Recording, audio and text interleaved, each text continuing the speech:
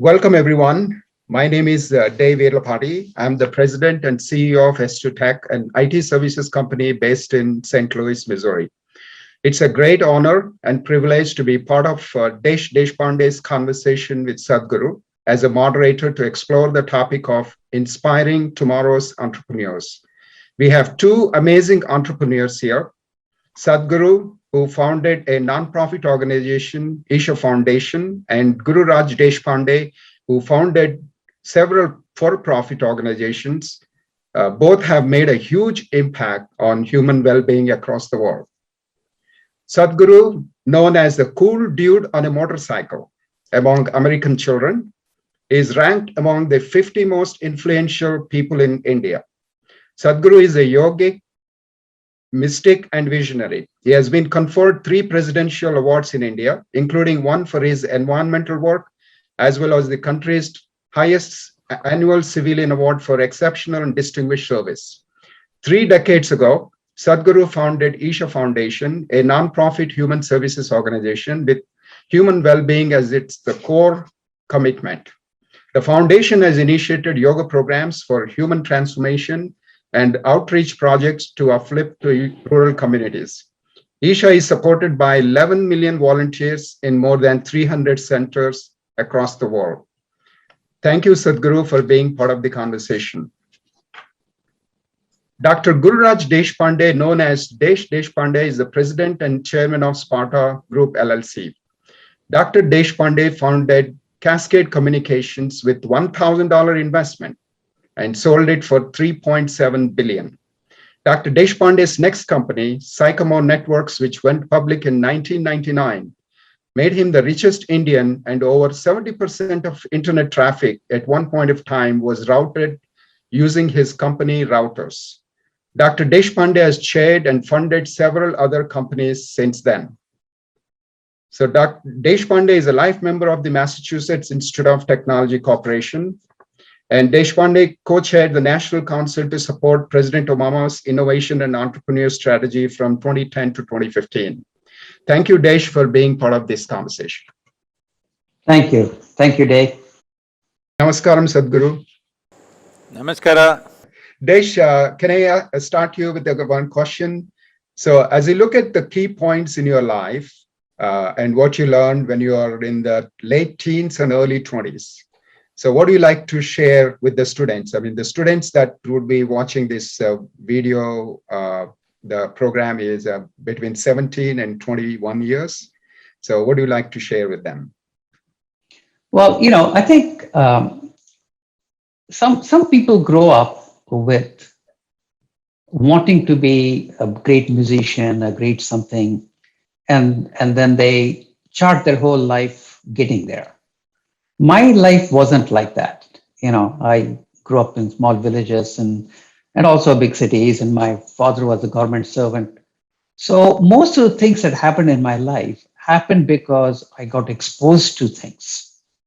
And so every 5 years, I've been doing things that I didn't know I could do or had any exposure to those areas, whether it's education at IIT, PhD in universities here, or managing in companies, entrepreneurship, starting companies, and now a lot of the social entrepreneurship.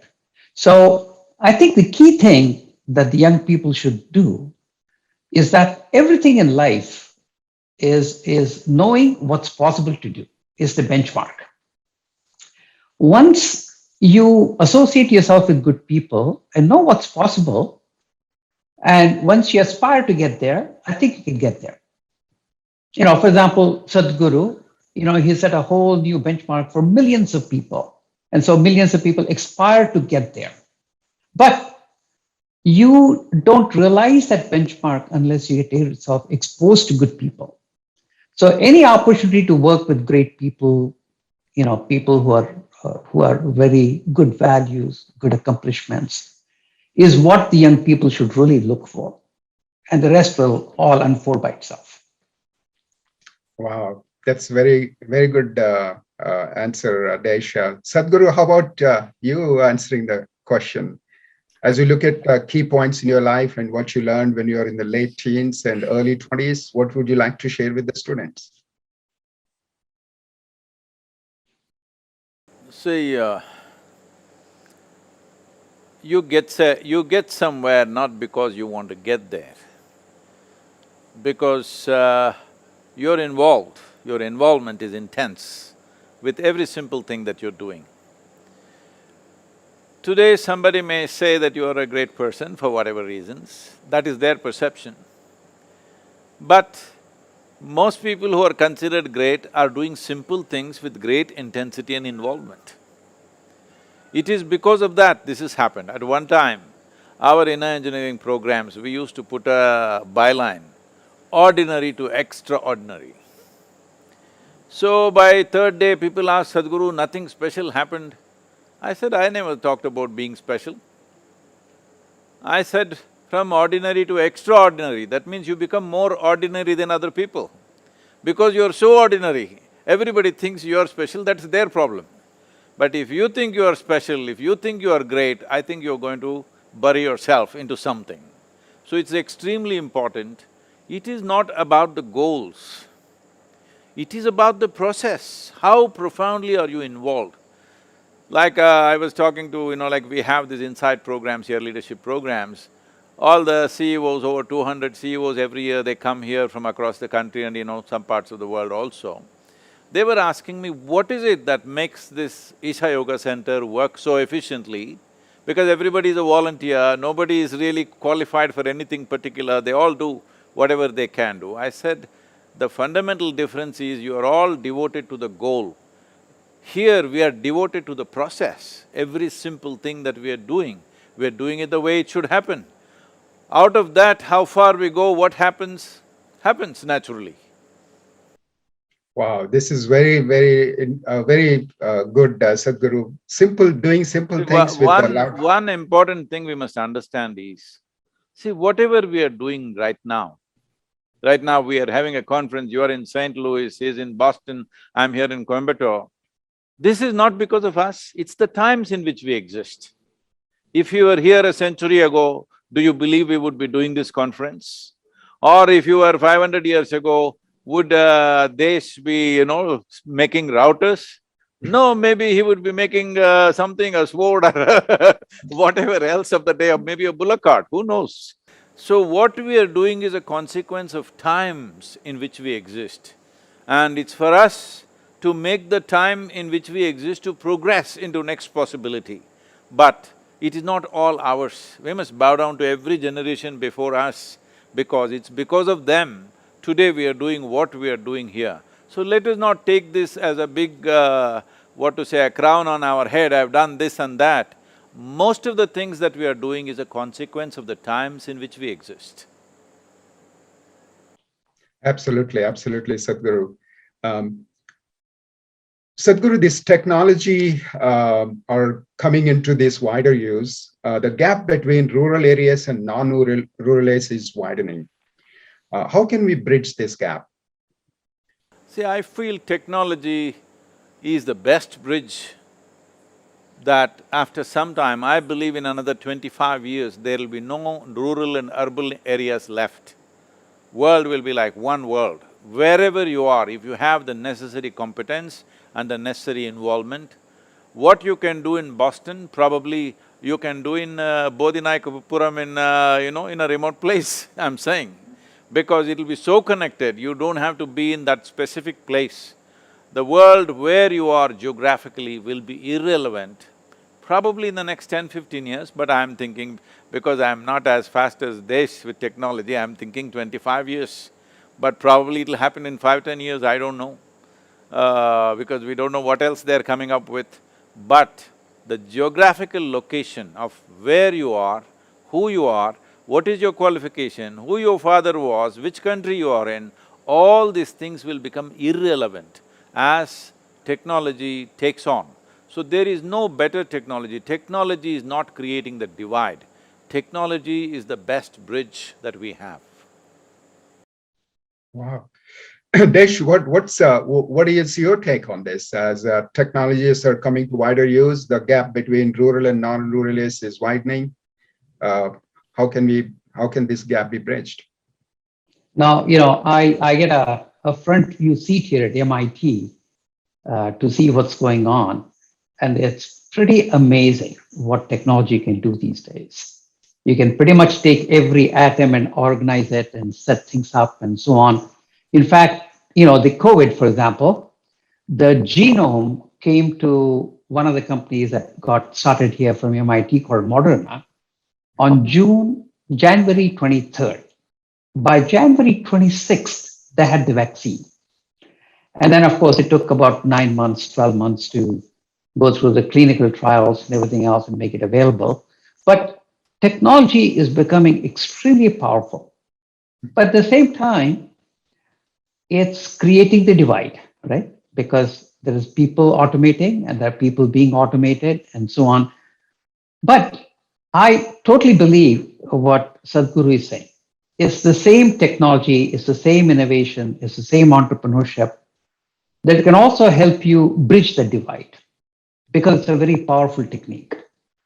But what's missing is the understanding between the two sides of those communities. I think technologists make the mistake of trying to lead this transformation with just ideas. And the more and more complex the ideas get, the less useful they are. So what we really need, and why I really appreciate what Sadhguru is doing, what Isha Foundation is doing, is to first lead with compassion, really wanting to help those people and co-create the solution with them. Because, it's very presumptuous of technologists to assume that they know the problems of these people and then come up with solutions that make no sense. So you have to co-create the solution, you have to build the capacity within those communities, and then slowly inject better and better ideas. And the problems, can be solved because now we can solve them at scale. You don't have to solve them one at a time. So I think the biggest hurdle in really creating the transformation and pulling it in from 25 years to 15 years is not so much technology, but the bridge between the competence, the people who are very technologically advanced, and the people who have the compassion and the real understanding of what people really need. So if we can bridge those two divides, if we can connect competence to connectedness, if we can inject a huge amount of compassion in that effort, I think we can get there faster. So the compassion helps in terms of connecting the bridge, connecting the divide and making the divide disappear. Okay, that's great. One second, if I can say something, please. See, as Desh pointed out, we are always thinking of figuring out a solution. No, we must figure out the problem. Most of the time, a problem is not figured out, but solutions are being superimposed one on top of the other, and these solutions over a period of time have become major problems by themselves. So, to everybody, this has become a thing in the business schools, even in high schools, they are doing this, and of course parents have been doing this always. What is the purpose for which you live? And religions have been pushing one kind of purpose, technology is putting another kind of purpose, parents and society pushing other things. See, there is no need to find a separate purpose than life, because life is the greatest phenomena that's happening here. If you become an overflowing of life, that is, if you become an overflowing of your humanity, essentially, you will find a purpose. Because whether you do technology or spirituality or you grow a crop, essentially the fundamental business is human well-being. If we understand this, not intellectually, but if every human being in our education systems, we think that in trying to be objective, we are removing all the subjectivity that a human being is made of. Objective approach is needed for certain aspects of life, but life itself is a subjective process. If we ignore human experience and try to develop technology, try to do things, try to build nations and do everything, all we are becoming is in the end we see we are inhuman to each other. This inhumanity is not coming by intent. It is a systemic inhumanity that is happening, simply because we have not focused on the subjectivity of the human being. We think everything can be dissected and understood. If I want to know you, I cannot know you by dissection. By dissection, I will kill you. Only by inclusion I shall know you. So this is not brought into our education systems. Because of this, it looks like technology and humanity are growing in two different directions. That is not the way forward, definitely. So how do we make a person inclusive, Sadhguru? See, life is inclusive. It is only the intellect which is exclusive, and it has to be, because see, my body and your body are two different things. There is no way these two things can be one till we are buried, of course. When we are buried, we'll all become soil But till then, you are separate, I am separate. My mind and your mind, they're two different things. Here and there we may overlap, but my mind is my mind, your mind is your mind. But there is no such thing as your life and my life. This is a living cosmos. You captured some, I captured some. This is like soap bubbles. Suppose you blow soap bubbles, this is my bubble, this is your bubble. When the bubble bursts, do you say this is my air and this is your air? There's no such thing. So the most important part is, right now because of… I'm saying this without any prejudice, the entire world's education has come from European foundations, where there was such a dogmatic religious impositions that when people were allowed to think for themselves, thinking means essentially an intellectual process which is happening from a limited data that we have gathered and a logical thinking based on that. When they were allowed to think for themselves, or they broke loose from the religious dogma and started thinking for themselves, they thought this is the biggest breakthrough. And they eulogized it and formed the education system entirely on that. Today the whole world has taken to this form of education. Because of this, we are using only one dimension of intelligence, which is our intellect. Tell me, if I ask you, do you want a sharp intellect or a blunt one? Sharp. Yes, you chose right, otherwise I would have blessed you So, essentially, your intellect is like a knife, it's a cutting instrument. If it's sharp, means it's a cutting instrument. Now, to cut something, it is a very ideal thing to do. If you want to dissect something and look at it and understand it, yes. But I am asking, will you understand life ever by dissection? You can only know life by inclusion and experience, isn't it? So it doesn't matter whether you are doing technology or spirituality or what, it doesn't matter what you're doing. If you want to know life in its essence, it's only inclusiveness. So inclusiveness is not my idea or your idea, this is the nature of life. Right now as I sit here, what I exhale, the trees are inhaling, what the trees exhale, I am inhaling. How come we read this in the textbook and don't relate it to our life? Because education is taught in such a way. Why is it our children don't understand? They know that plants are giving out oxygen, we are giving out carbon dioxide. How come experientially they don't feel it? That when they look at a tree, one part of their lungs is hanging out there, they don't feel it. By just making people feel this, we started an entire movement called Project Green Hands. From that it has evolved. Today we planted millions and millions of trees. You can't stop people from planting simply because they feel that when they exhale, the tree is inhaling it.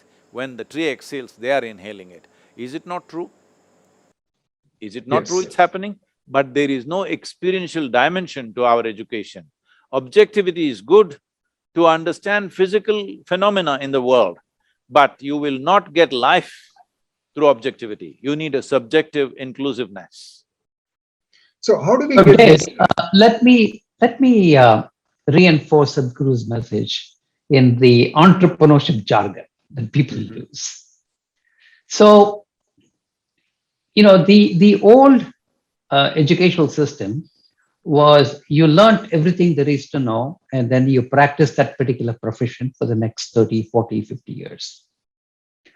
The world is changing so fast now, that's not the way it's going to work anymore.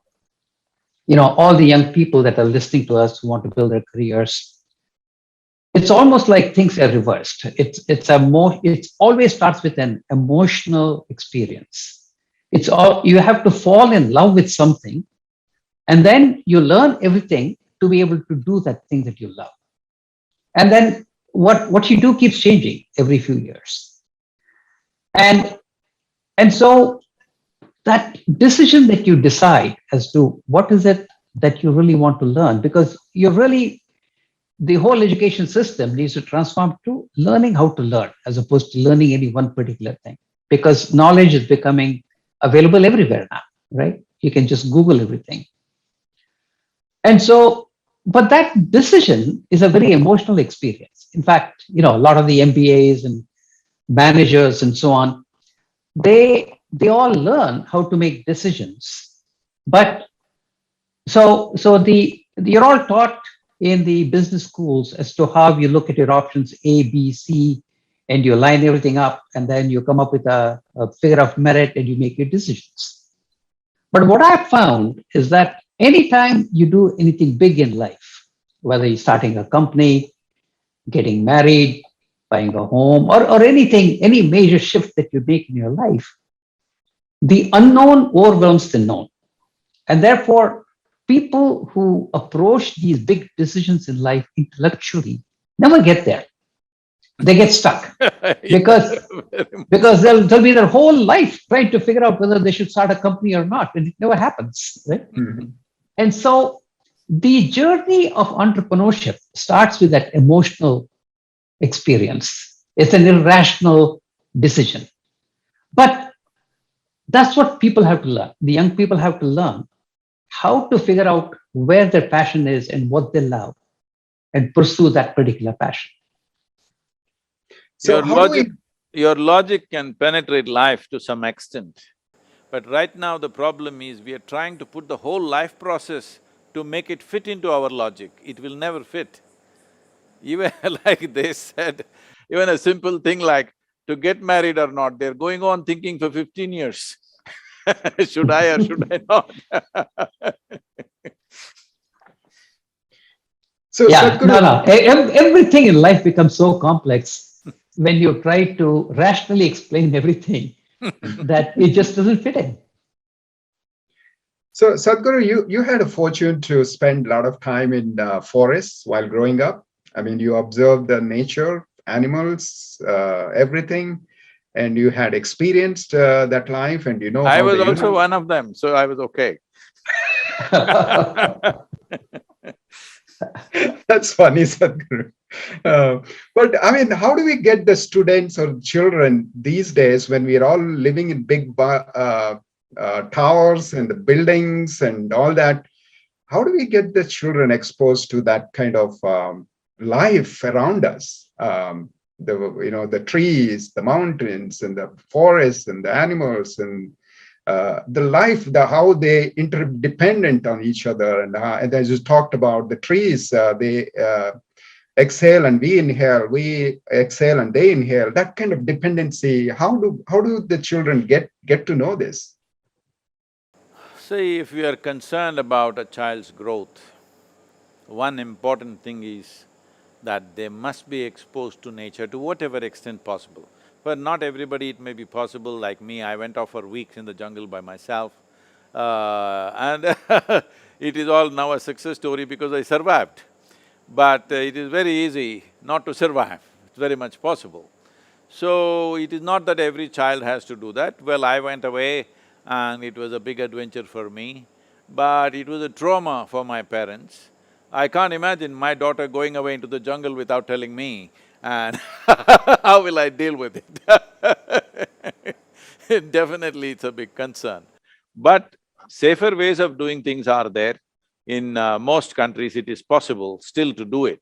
So one thing is when we build a school, right now here we have a school. Well, we are a few hundred acres, but our backyard is 10,000 square miles of rainforests.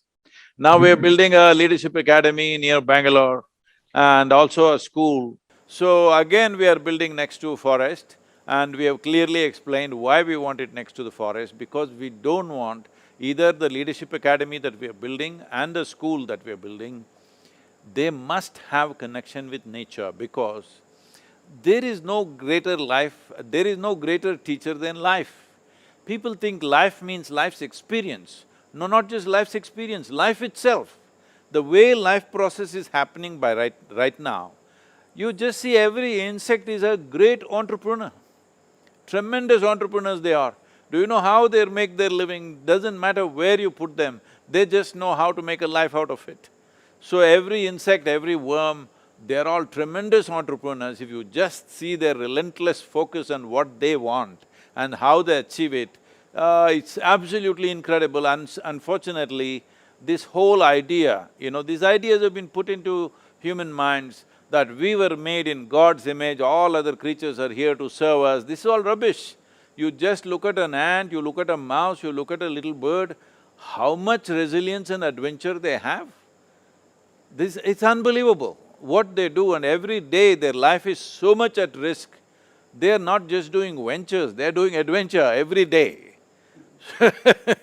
So, there is no better school than nature, if not going away by themselves. Organized ways of approaching this we must do, because removing them completely from the source of life and trying to build an artificial sense of life is definitely going to come back to us in a very bad way somewhere.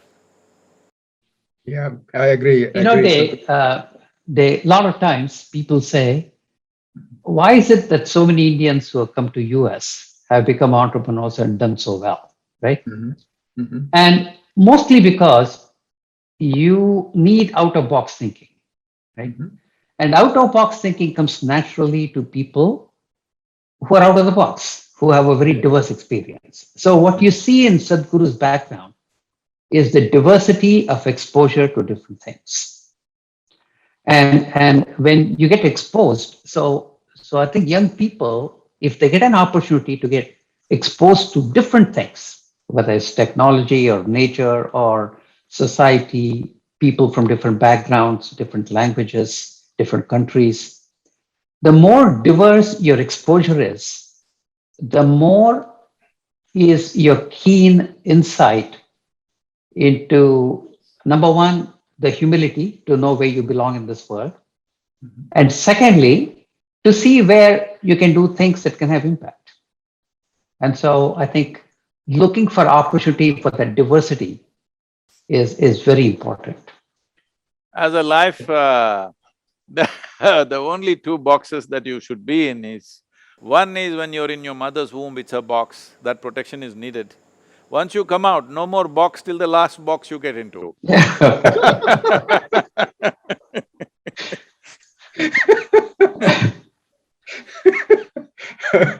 Very well said, Sadhguru, very well said.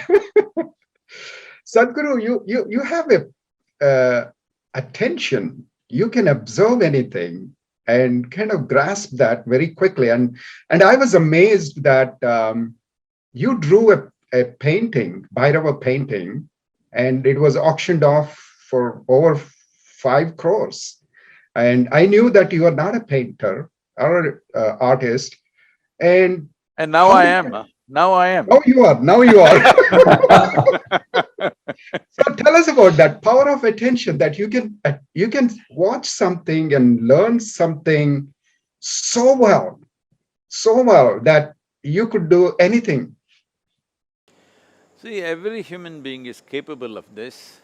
It is just that people are busy. Unfortunately, our idea of knowledge has become conclusions, making conclusions. I feel 95% of humanity is largely crippled humanity. They cripple themselves, or they allow the society and the dogmas and other kinds of things to cripple them. Probably only 2 to 5% of humanity is leading the humanity forward. If everybody was in that mode, wow, we wouldn't take so many centuries to do this thing. We would have just done it like that if all the brains got together. But unfortunately, most of them cripple themselves. Some of them throw anchors and make sure you cannot go forward. All the time it's happening at all levels. I'm sure all of you have faced it in a million different ways in your lives. So this problem is because we have considered a bunch of conclusions as knowledge. See, there is a very beautiful parable where we are talking about, the first man and woman on the planet supposed to be, at least in some cultures, Adam and Eve. This is a dumb couple who don't know what to do. So, they're just going about their life without knowing what is what. And then it seems the creator or the God told them that you can eat whatever you want except from this one tree, which is the tree of knowledge. By eating the fruit of knowledge, they fell.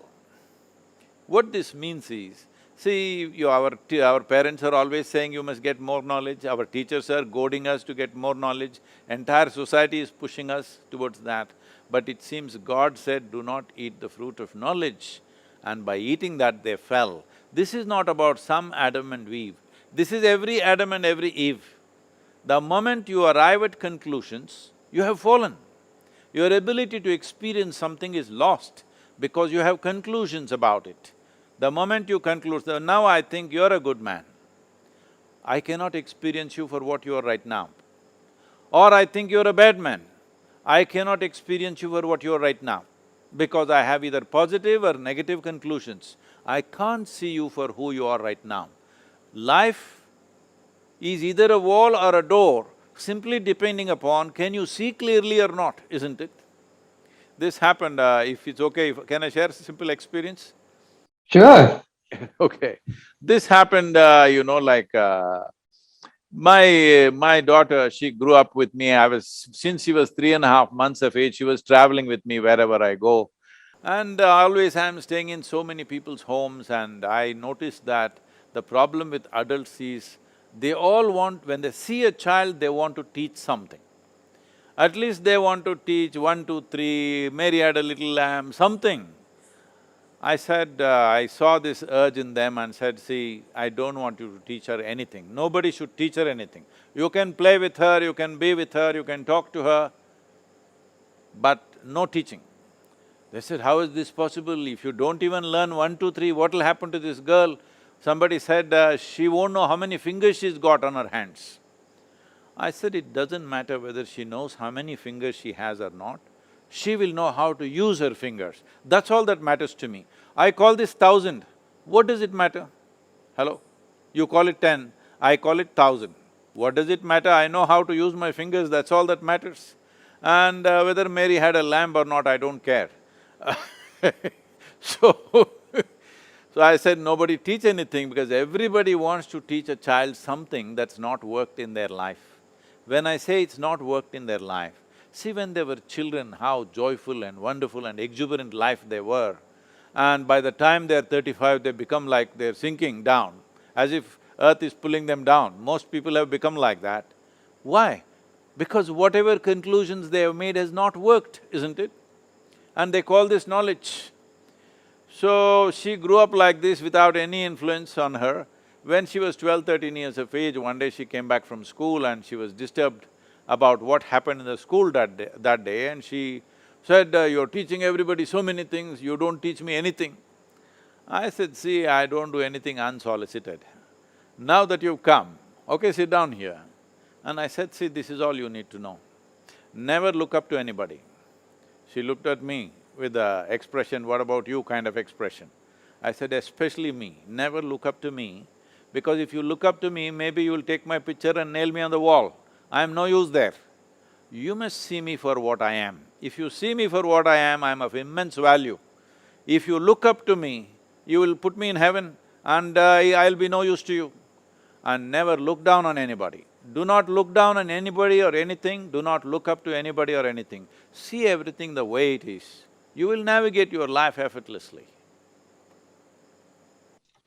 Yeah, absolutely, Sadhguru. So Sadhguru and Desh, we have about 600 students registered for Moonshot Junior Entrepreneurship and Leadership Program Bootcamp for 9 weeks. Moonshot prepares the students for Industry 4.0, the entrepreneurial revolution and to empower them to become future entrepreneurs and leaders.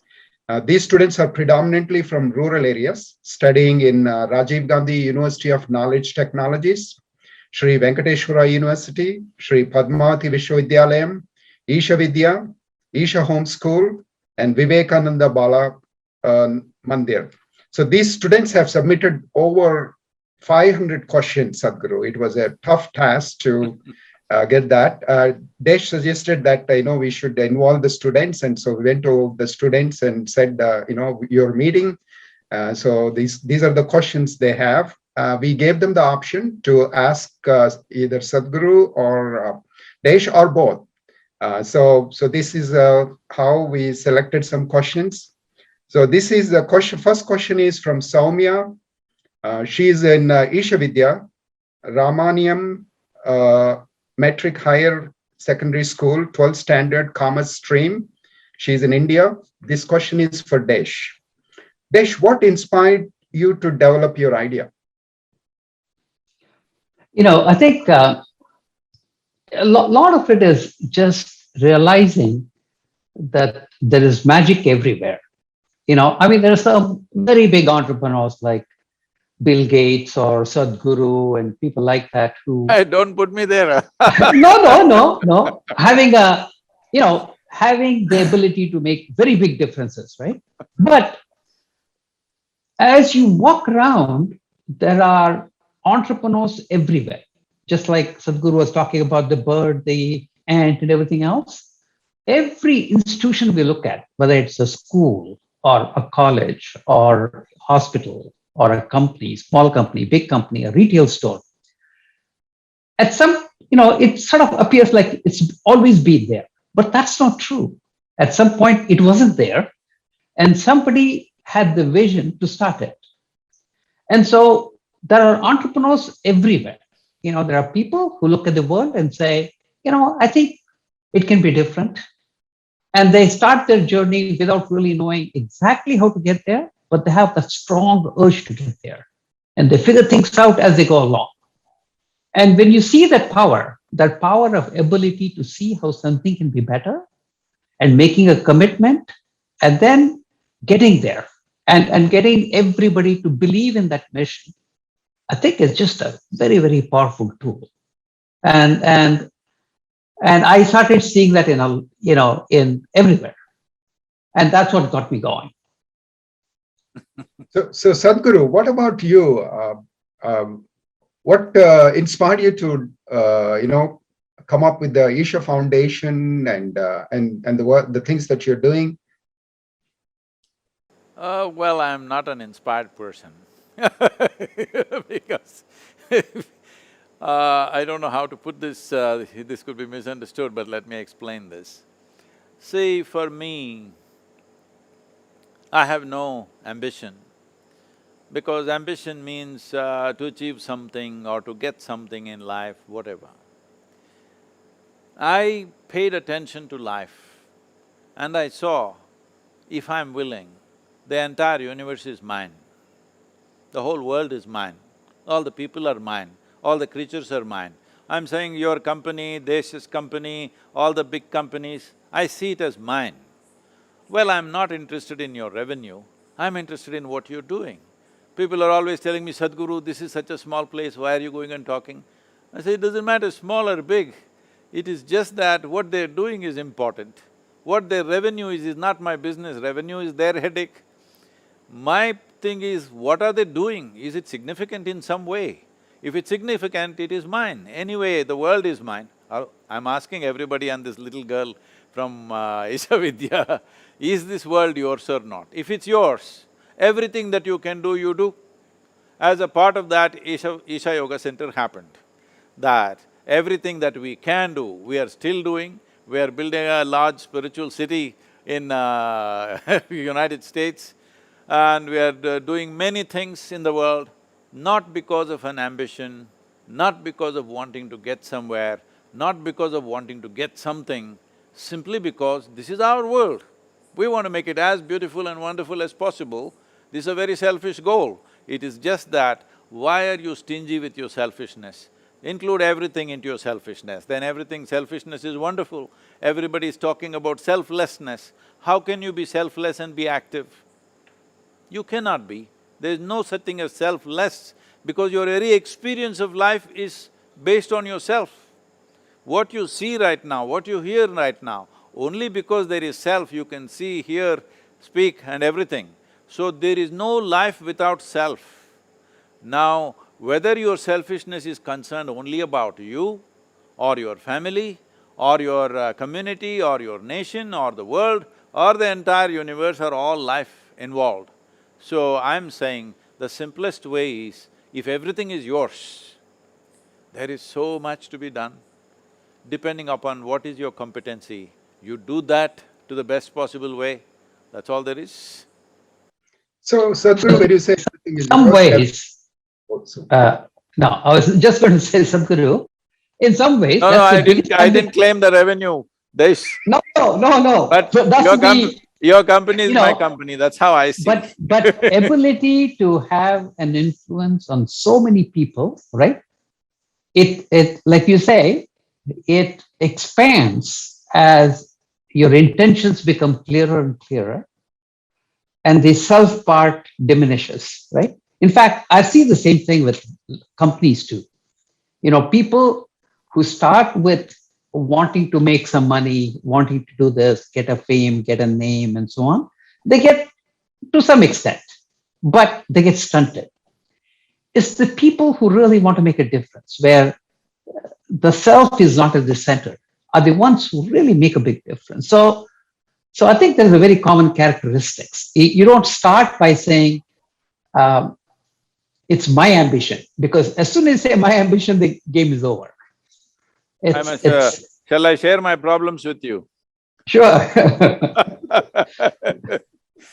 So this happened when I was 25 years of age, and one day I'm just sitting on the famous Chamundi hill, and suddenly I realized that I'm just bursting with ecstasy, every cell in my body is dripping ecstasy.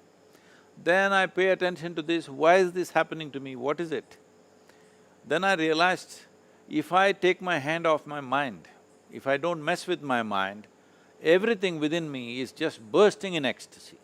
Then I experimented this little more and then found a way. Then I knew that I could make everybody ecstatic.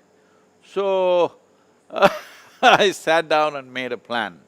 In 2.5 years' time, on that day the world's population was 5.6 billion people.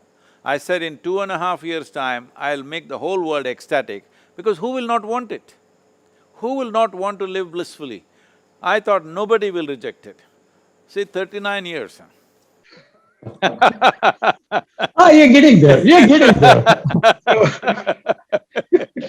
So you're the So, cool… people say today we have touched over whatever 1.2, 1.3 billion people are nearly 2 billion people, but still that's not my idea of the world.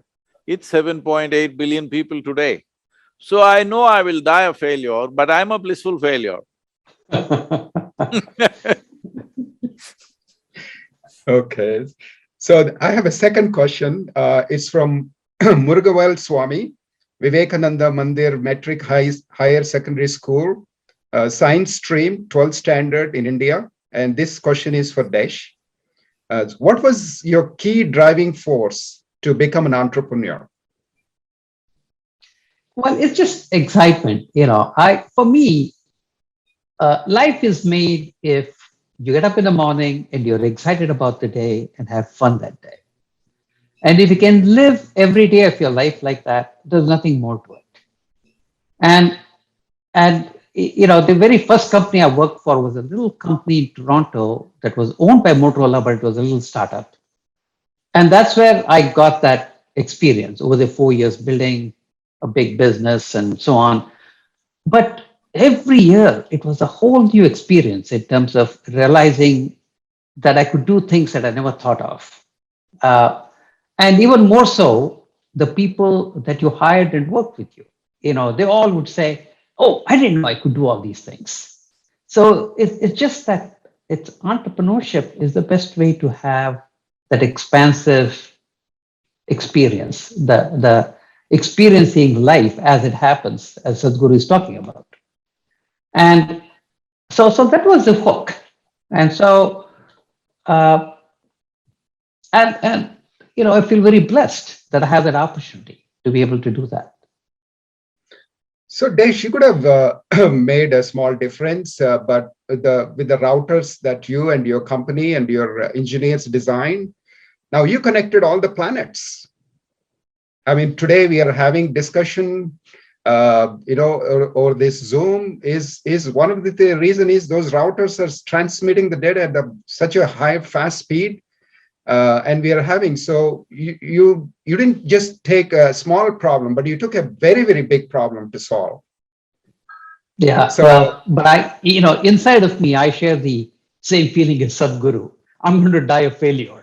I think the world is so huge and so big. Anything you do, if you can make a small dent in the world, that's a good thing. And the more you do, the more you see what you don't know, right? And so it may sound very big, but I think I don't feel that way. But it's good. It's good to be able to learn the tools, the techniques, and also clarify your own intentions, your own missions, and everything else to make a bigger and bigger difference. But it's such a small effort in what needs to get done in the humanity and the universe that it's a very humbling experience. So you're also talking about humanity, universe, inclusivity. Did you feel that the whole universe you're part of the whole universe and you have... Well, I haven't had the experience of every cell of my body experiencing the ecstasy, but I do have my moments of joyous periods, So I'm not quite at the stage of Sadhguru, but maybe Sadhguru will get me there someday. So, hey, count me in that if I don't get you there, it 2 adds to billion. my failure. If I don't get you there, it increases my failure percentage. So Sadhguru, what are your thoughts? What is the key driving force to become an entrepreneur? You're also an entrepreneur. You want to change the world. You want to make the human beings better and live happily, healthily. So what's your driving force?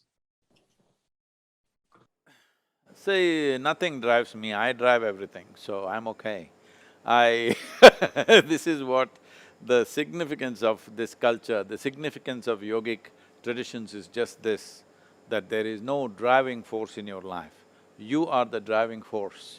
You are the peak of evolution on this planet. You should not be looking for any other driving force in your life. You must be in the driver's seat.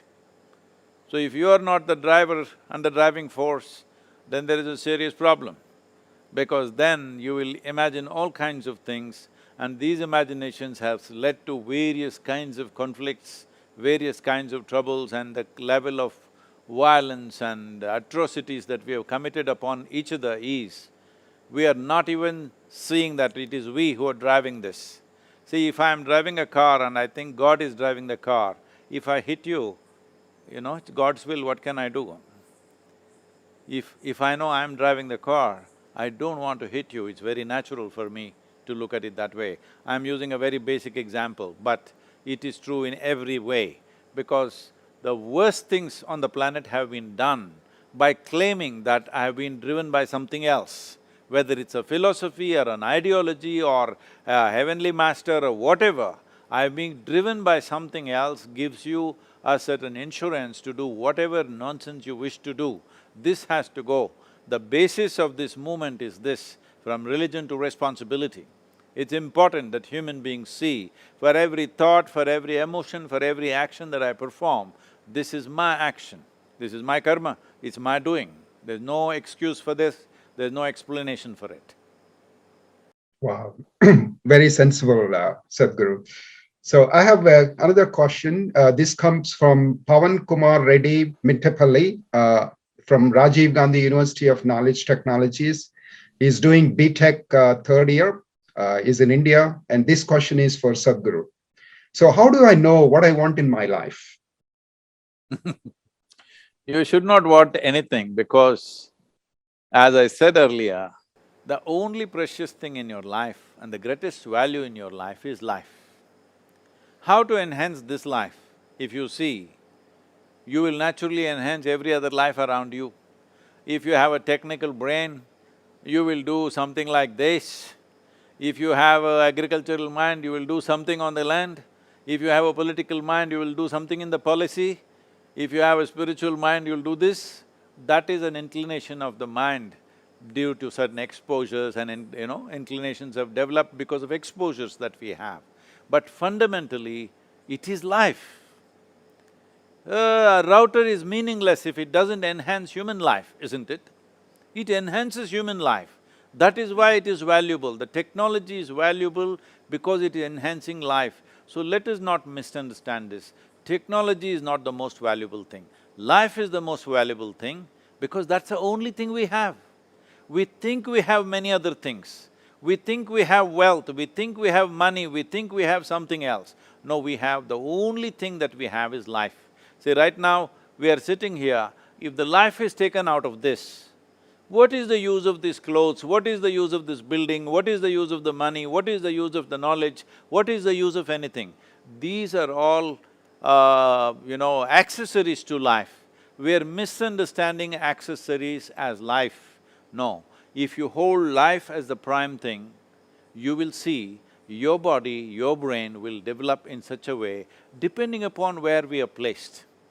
In the times in which we are born, what we did as a previous generation, this generation need not do the same thing because so many things have been done till now, that you don't have to start from zero again. So what you do not decide because something drives you or what drives me, what drives you, what is my ambition, what is your ambition, no. It is just that you must see, if you have evolved yourself, if you have strived to evolve yourself, you will be able to see. When you see, you will see what is needed. When you see what is needed, you find a solution for that. You see how to enhance that. That's all life is. As I said, if Desh was here 1,000 years ago, maybe he would have built a fantastic bullock cart. Absolutely. That would go really fast. Yeah, it would go really fast. Don't make it go faster than the bulls, huh?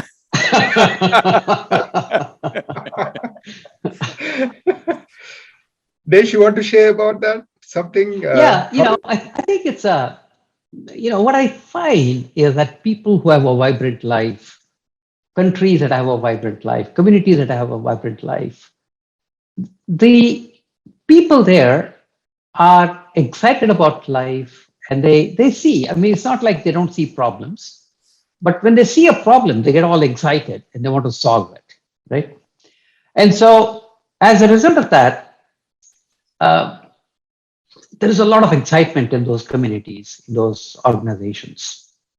Whereas some communities which become impoverished, essentially, look at things and then they can't do anything, they feel victimized, they feel helpless, they complain. And so I think the students, they should look at themselves and say, am I a complainer or am I excited about things? Mm-hmm. If they find themselves complaining, then they will never get anywhere. They have to… doesn't matter even if you have problems. Even problems are exciting. Even, bad situations are exciting as long as you have a certain sense of way of looking at it. And then you get into action. You do something about it, right? So, but what happens is a lot of times people get very discouraged because they know they need to go to B from A. A is where they are, but they don't know how to get there. And that's where you need to develop this confidence and optimism and everything else. One of the things I find about people who lead a very exciting life tend to have two characteristics. One is they're very optimistic about everything. Doesn't matter how difficult a situation is, they always feel like tomorrow is going to be better than today. Mm-hmm. And secondly, they're somewhat naive. they somehow feel like they can do anything. And so that naivete and optimism are probably fantastic assets to develop in one's life. And so that you lead an exciting life. Yes, Uh, yes. See, life is full of situations and situations. It is left to us whether we want to label it as a problem or not. It's just a situation. Some situations we know how to handle, some situations we don't know how to handle yet. We have not figured out how to handle a given situation. So now we label it as a problem and we worry about it and we break our heads on it. No, here what we have developed at Isha is this. See, we have very large banyan trees and peepal trees which we have grown. And we also have lots of banyan trees and peepal trees growing in small pots as bonsai trees. But when I look at them, the bonsai banyan is as happy as the big banyan, because actually he is better nourished most of the time. Maybe his scope is limited. So we are like this. Wherever we are doing our best. If the scope expands, we will just expand. If it doesn't, within that limited scope, we are fine. We are not seeing it as a problem. The scope is small right now. Right now this pandemic came, everybody is suffering. But I think we have done wonderfully well during this pandemic. All our events are cancelled, our revenues are seriously down, but we are doing great, actually. I'm even sleeping at home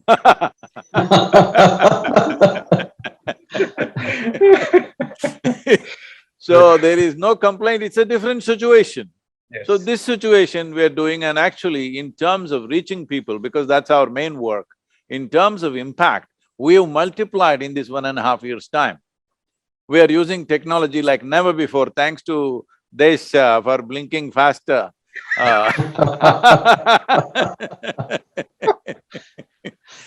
So so the faster and faster they blink, the reach is bigger and bigger, because this is the first time in the history of humanity. Many great beings have come, but when they spoke, hardly 10 people could hear. Out of then 10 people, 5 people will go and misinterpret some other way, another 3 people will go and say some nonsense, 1 or 2 people may, transmit whatever that was said. This is the first time in the history of humanity we can sit here and talk to the entire world. Now if we do not transform humanity, in my opinion, it simply means that we don't care. Because we have the tools, we have the technology, we have all the possibility. If we don't do it, it just shows that we don't care. Like, we have all the food that we need in the world for all the 7.6 billion people. Still 20% of them are hungry, malnourished, whatever, 20 to 25%. This is simply because we don't care. We can transport food wherever we want. We have not cared enough. So at least transmitting knowledge, transmitting methods and possibilities for human well-being, if we don't do it now, with all the means on our hands, now that shows that you lack humanity. Because human beings are suffering their own minds, their own bodies, their own emotions. They don't need any external torture, their own self-help. So if they can be on self-help of misery, they can also be on self-help of blissfulness. Definitely they can be. So there are only situations in life, situations and situations, but the only thing that we possess is life. As long as life is here, everything is fine. Maybe today somebody is, maybe eating this, tomorrow they may eat something less, today they may be in a palace, tomorrow you may be in a hut. But the important thing is, these are all accessories. The main thing is this, as long as this is there, there's really no problem, just situations. Either you have learned to enjoy your situations or suffer your situations, that's up to you. If you're enjoying your situations, you will always see how to improve it. If you're suffering, you see everything as a closure, as a barrier, and you suffer that, and in a way essentially cripple yourself. Yeah, thank you, Sadhguru. So wow, we had such a wonderful conversation. 55 minutes already passed, so it's a closing time. So Desh, You said entrepreneurs share two common attributes. They are naive and they are optimistic. So after today's session, I'm very, very inspired to solve upcoming rare earth material shortage that would be happening because of electric vehicles and batteries demand taking off. If I have another life, I would like to build an efficient transport mechanism to go to asteroid named 16 Psyche to mine trillions of dollars worth of nickel, cobalt, and precious metals like platinum and gold. I have a plan for next life. I like to be born in St. Louis. St. Louis was the hotbed of space engineers for moon mission in 60s and 70s. I like to enroll into inner engineering at age 17 to establish stable mind and body. And I will leverage Desh Foundation's E for All ecosystem, entrepreneur for all ecosystem, to get the mentorship, funding, and all that to solve small local problems to make money, and invest that money into fusion research to build cheaper and portable energy systems to go to asteroid 16 Psyche, mine the rare earths, and bring them back to Earth. Once I'm done with this, I would love to colonize all human habitable planets in our solar system. Then in our nearest stars, Proxima Centauri, Alpha Centauri A and B. I do hope that our next generation is inspired by these immense possibilities that exist in our solar system and in our Milky Way galaxy. Thank you, Sadhguru. Can I say something on that? Yeah, absolutely, Sadhguru. You are saying about this asteroid, whatever, bringing lithium, whatever, you're only talking in terms of dollars, but you're not looking at the millions of tons that you will bring into this planet. If you bring millions of tons of external material on this planet, we will ruin this planet, so I bless you that you should not succeed because it'll be like an asteroid hit. Yeah. If you bring millions of tons of material onto this planet, the very rotation and revolution of this planet will go off sync and that'll be the end of it. Please, may you not succeed in this mission. May you… let us learn to live on this planet well, using what we have here. Otherwise, this will lead to disasters. Visions Yes, of today, tomorrow should not be disasters of tomorrow. It's very important.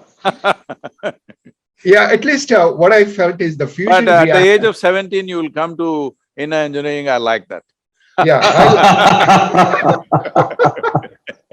So, Sadhguru, the inner engineering, I took it very late. When I was 60 years old, I took it. It transformed my life. I mean, I have learned to live happily every moment of life. I don't have anger. My health has improved. My relationships have improved. Sadhguru, I don't know what it is. It works. It worked for me. And we had Harvard Medical School Associated Hospital come in and do the research on our employees. The stress level went down by 50%. They were happy. And that's why the stress level, whatever they measured, perceived stress score has gone down 50%. In fact, today, all employees and interns joining my Hyderabad office, as part of the onboarding program, we have inner engineering as a compulsory onboarding course. Why would I invest my life on something that doesn't work? Absolutely. Absolutely. Absolutely. I think people, seeing this program, I would say one thing I would say, this inner engineering works. It has worked, it is scientifically proven, and it has helped me personally, my employees, and my employees went through the pandemic very, very joyfully. They didn't really get worried and concerned. And this program has amazing way to transform and be inclusive and think of whole universe as ourselves and solve the bigger problems that we have using problem-solving mindset and innovation. So we can make this whole planet better. And Desh has a wonderful plan to do this E for all, entrepreneurship for all. And he likes to build an entrepreneurial ecosystem in every university, college, and school or any town. And I would love to see, especially the IITians who are in the United States, who came. We got so much from our country, India. So let's see whether we can team up with the Desh Foundation and roll out this E for All for our universities, our villages, our hometowns, so that the entrepreneurs have the tools and the mentorship and the funds available to make this planet a better planet. That's fantastic, most needed in India right now. Desh, Thank wonderful. you. Thank you very much. Namaskaram, thank you very much. Namaskar. Namaskar.